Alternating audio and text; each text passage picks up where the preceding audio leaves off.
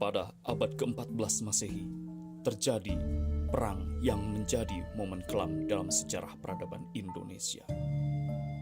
Perang Bubat merupakan sebuah tragedi yang menjadi akar konflik antara Kerajaan Galuh dan Majapahit.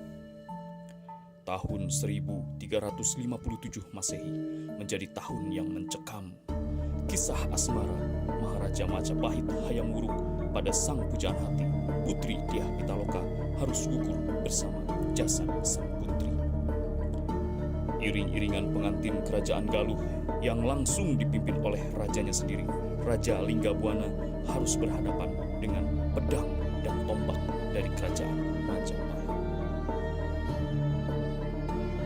Ambisi Gajah Mada, Mahapatih Majapahit, untuk menyatukan seluruh Nusantara mengakibatkan perang yang tidak seimbang ini terjadi.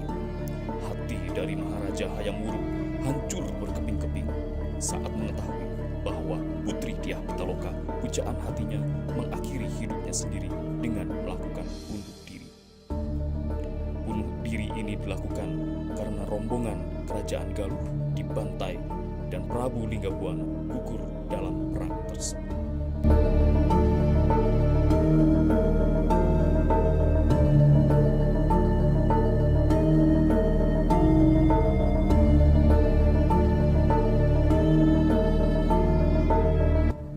Abu jasad dari ketiga keluarga inti Kerajaan Galuh, Putri Dyah Pitaloka, Prabu Linggabuana, beserta permaisuri tercinta, diyakini disemayamkan di Astana Gede Kawali, Kabupaten Ciamis.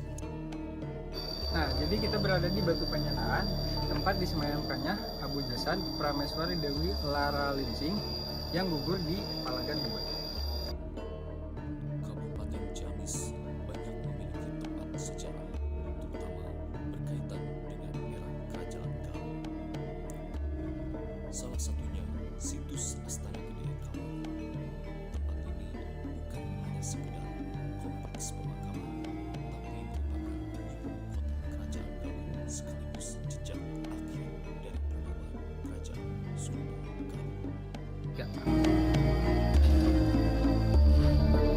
Ini adalah makam dari Pangeran Kusuma, yang mana beliau diyakini sebagai tokoh penting dalam menyebarkan ajaran Islam di tanah Galuh. Astana Gede Kawali terletak di Dusun Indrayasa, Desa Kawali, Kecamatan Kawali, Kabupaten Ciamis, Jawa Barat. Di lokasi ini terdapat beberapa peninggalan Kerajaan Galuh berupa batu prasasti. Yang dikenal ada 6 prasasti yang ada di situs ini. Prasasti ini memiliki tulisan Sunda kuno, bahkan ada juga cetakan telapak tangan dan kaki salah seorang Raja Galuh, yakni Prabu Niskala Wastu Kencana. Ada pula batu tempat penobatan para Raja Galuh di Kawali. Konon, raja terakhir yang dinobatkan di tempat tersebut adalah Prabu Siliwangi, sewaktu menerima tahta Kerajaan Galuh Pakuan pada tahun 1482. Prasasti Kawali ada 6, yang dinamai Prasasti Kawali 1, Kawali 2, Kawali 3, Kawali 4, Kawali 5, dan Kawali 6. Prasasti-prasasti ini ditulis dalam aksara dan bahasa Sunda kuno, tetapi tidak memuat angka tahun. Dari isinya diketahui bahwa Prasasti Kawali adalah peninggalan Prabu Niskala Wastu Kencana. Isi Prasasti Kawali 2, 3, dan 4 tidak diketahui pasti kapan ditemukan. Prasasti Kawali 2 ditulis dalam sebongkah batu berukuran tinggi 125 cm, lebar atas 80 cm, dan lebar bawahnya 69 cm. Isi Prasasti Kawali 2 berbunyi, "Semoga ada yang menghuni di Kawali ini yang melaksanakan kemakmuran dan keadilan agar unggul dalam perang."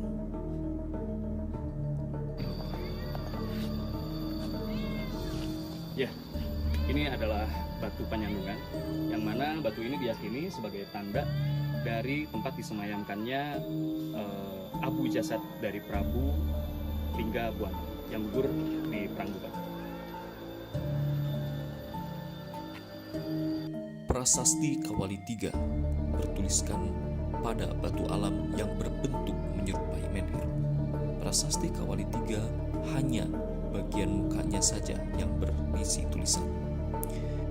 Prasasti Kawali 4 isinya hampir mirip dengan Prasasti Kawali 3, yakni Sang Hyang Lingga Bingba.